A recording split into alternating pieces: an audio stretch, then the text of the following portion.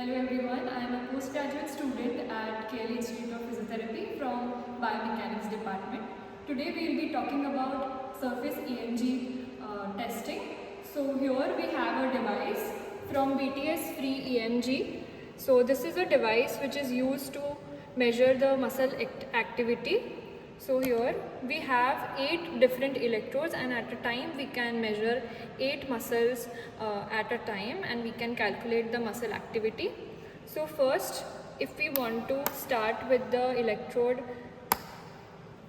activation, so we have to first activate the electrode. Now the electrode is activated, and then we have to attach it to the surface electrodes. These are the adhesive electrodes. So after the electrode is activated, we can now place this electrode at the surface of the skin. As soon as the electrode is activated, we will be able to see that the light is green. After that, we have to create a protocol according to the muscles which we want to test.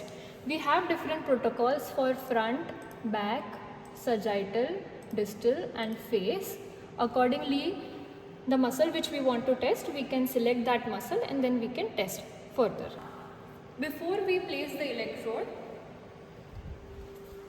we have to do the patient preparation. For patient preparation, we have to clean the surface of the skin. We have to first shave that area. We have to clean that area with the alcohol swab, and then after that we have to attach the surface electrode to the skin surface.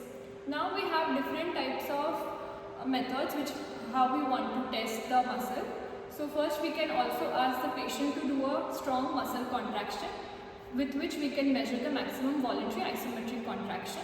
Also we can ask the patient to do a repetition of movements, that is 4 to 5 times, and then after that we can calculate the average values, which we will get the muscle activity, and then we can predict if the muscle is overactive, underactive, or is it in the normal criteria. So now we will look at one example how the muscle activity is calculated. So here we have a graph of muscle activity which is measured for the rectus abdominis muscle. Here we have asked the patient to do the curl up for 3 repetitions. So these are the 3 peaks which we have got, and the point values which we have to calculate the average. So also we have your root mean square.